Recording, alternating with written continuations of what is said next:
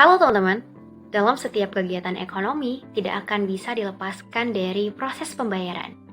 Melalui pembayaran inilah nilai bisa berpindah, kewajiban diselesaikan, dan kepercayaan antar pelaku ekonomi dapat terjaga.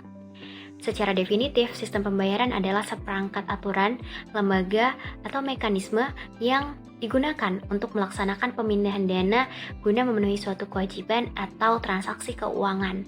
Sederhananya adalah sistem pembayaran mengatur bagaimana uang itu bisa berpindah dari satu pihak ke pihak lainnya, baik itu antar individu, perusahaan, maupun masyarakat dengan pemerintah. Dalam sistem perekonomian kita yang semakin kompleks, mulanya kita mengenal barter untuk memenuhi kehidupan sehari-hari.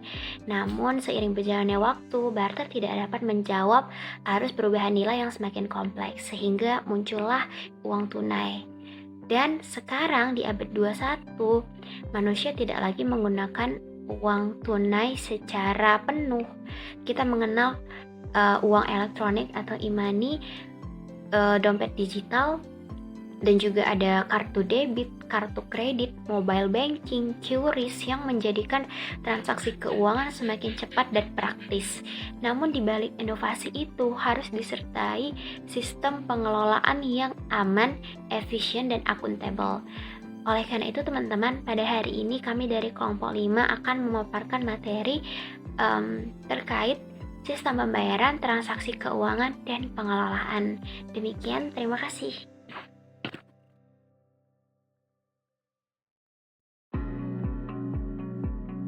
Baiklah, saya akan menyampaikan materi yang kedua, evolusi sistem pembayaran. Sistem pembayaran terus berevolusi mengikuti evolusi uang dengan 3 unsur penggerak, yaitu inovasi teknologi dan model bisnis, tradisi masyarakat, dan kebijakan otoritas panjang. Evolusi sistem pembayaran memang dipengaruhi oleh beberapa faktor yang saling terkait. Berikut adalah penjelasan lebih lanjut tentang 3 unsur penggerak evolusi sistem pembayaran. Satu, inovasi teknologi dan model bisnis. Perkembangan teknologi telah memungkinkan pengembangan sistem pembayaran yang lebih cepat, aman, dan efisien. Contohnya di sini A. Pembayaran digital melalui e-wallet dan mobile banking. B. Pengembangan sistem pembayaran tanpa kontak menggunakan NFC dan QRIS kode. C. Inovasi model bisnis seperti payment, gateway, dan fintech. Inovasi teknologi dan model bisnis ini telah meningkatkan kemudahan dan efisiensi dalam melakukan transaksi. 2. Tradisi masyarakat. Kebiasaan dan preferensi masyarakat dalam melakukan transaksi juga mempengaruhi evolusi sistem pembayaran. Contohnya adalah A. Masyarakat yang lebih suka menggunakan uang tunai akan mempengaruhi ketersediaan ATM dan mesin EDC. B. Masyarakat yang telah suka berbelanja online akan mempengaruhi perkembangan sistem pembayaran digital. C.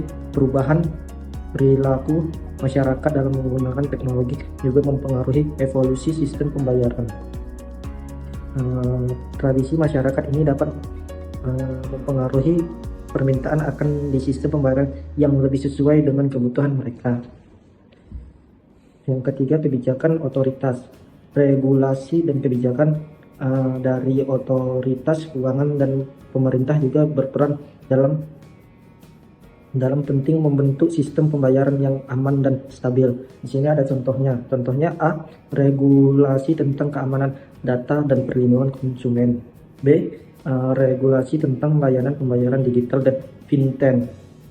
Di sini kebijakan otoritas ini dapat mempengaruhi perkembangan sistem pembayaran dengan memastikan bahwa sistem pembayaran yang digunakan aman dan stabil sesuai dengan standar yang ditetapkan. Baik, materi selanjutnya jenis-jenis sistem pembayaran.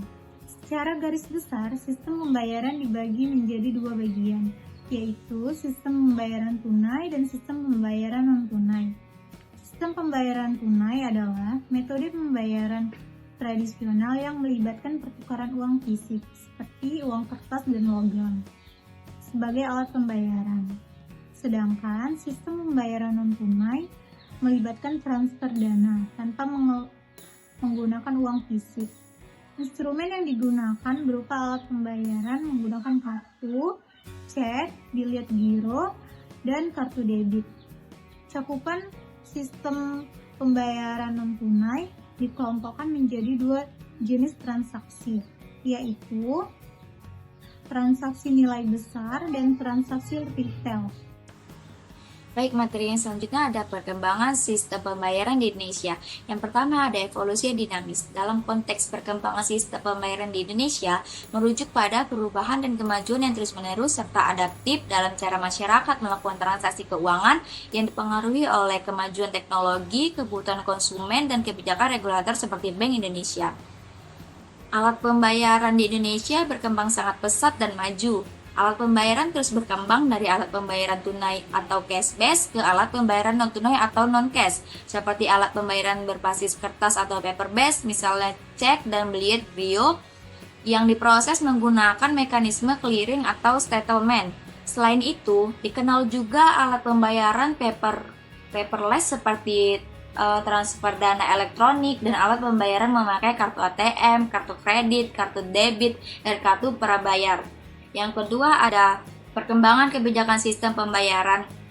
Orientasi kebijakan dan pengembangan sistem pembayaran mulai bergeser sejak satu dekade terakhir, dari pengembangan infrastruktur sistem pembayaran yang dioperasikan langsung oleh Bank Indonesia menuju penataan rezim regulasi dan kelembagaan industri sistem pembayaran, khususnya sistem pembayaran retail yang tidak terlepas dari dampak menguatnya arus digitalisasi. Yang ketiga ada kebijakan sistem pembayaran di Indonesia. Sistem pembayaran keuangan antar Bank Indonesia melibatkan sistem seperti Bank Indonesia Retail Time Gross Settlement atau BI RTGS dan sistem clearing nasional Bank Indonesia atau SKNBI. Untuk transaksi besar seperti BIFAS, untuk transaksi retail dengan pengelolaan uang yang diatur oleh Bank Indonesia untuk menjaga stabilitas sistem keuangan. Bank Indonesia mengatur, mengawasi, dan memberikan izin kepada penyelenggara jasa pembayaran atau PJB dan penyelenggara infrastruktur sistem pembayaran atau PIP untuk memastikan kelancaran transaksi dan efisiensi ekonomi. Yang keempat ada pengembangan sistem pembayaran di Indonesia saat ini, yaitu dia mengarah pada upaya penguatan infrastruktur dan pengembangan sistem dengan bertopang pada kemajuan teknologi informasi. Industri pembayaran baik yang melibatkan bank maupun lembaga selain bank berlomba-lomba untuk melakukan pengembangan sistem pembayarannya. Materi selanjutnya tantangan dan peluang. Tantangan. Yang pertama tantangan digital. Ancaman keamanan cyber terus meningkat.